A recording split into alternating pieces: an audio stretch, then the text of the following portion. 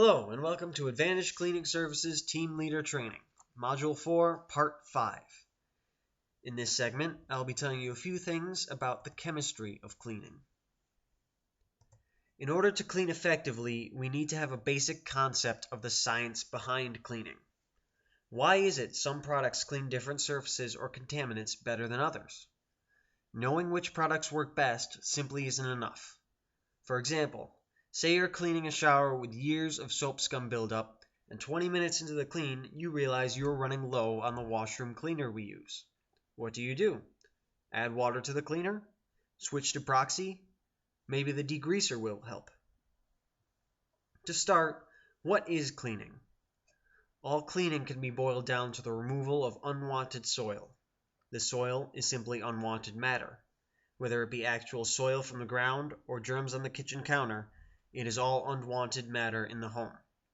It is also important to note that soil makeup varies substantially geographically, not just state by state or around the country, but from house to house as well. If Mrs. Jones is always gardening outside and tracking dirt into the home, the in-home soil would be very different from Mr. Smith, who runs an auto detailing business in his home garage out back.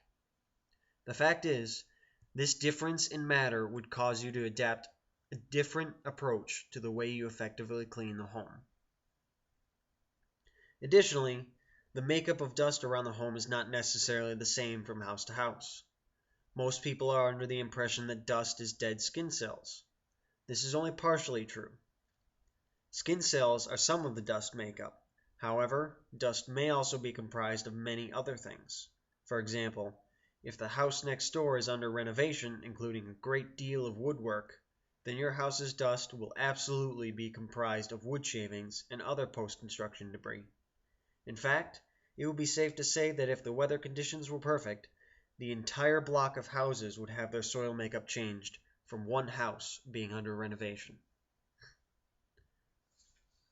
The actual soil that will be removed can be broken down into two categories all cleaners understand: wet and dry. The majority of soil removal is dry, and is also the easiest of the two to remove. If soil can be removed without the use of wet chemicals, it should be. It's much easier to clean dry dirt than mud. Once all the dry soil is removed from a specific area, the wet cleaning can begin. The goal with wet cleaning is to suspend the stuck-on matter so that it can be removed. For example, stuck-on grease doesn't simply wipe clean.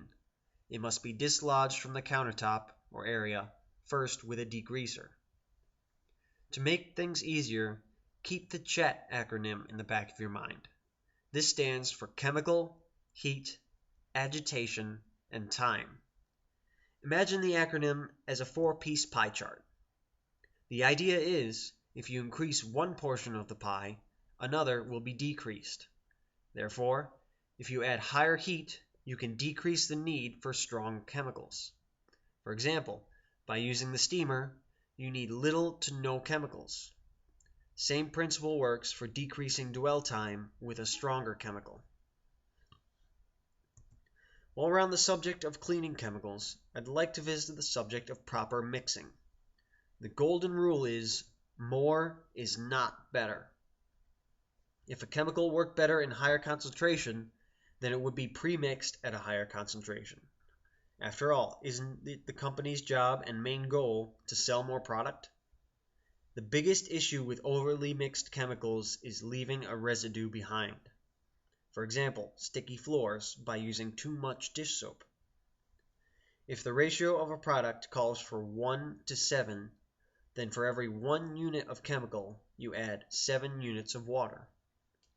For example, if you would like a 32-ounce container of product at a 1 to 7 ratio, you would use 4 ounces of chemical to 28 ounces of water. Be sure not to ever mix any two chemicals. This is not simply for the danger involved, but also the effectiveness of the products. If you are trying very hard to remove a built-up soil with a high alkaline product and it will not break free, switching to a highly acid product will simply neutralize both chemicals.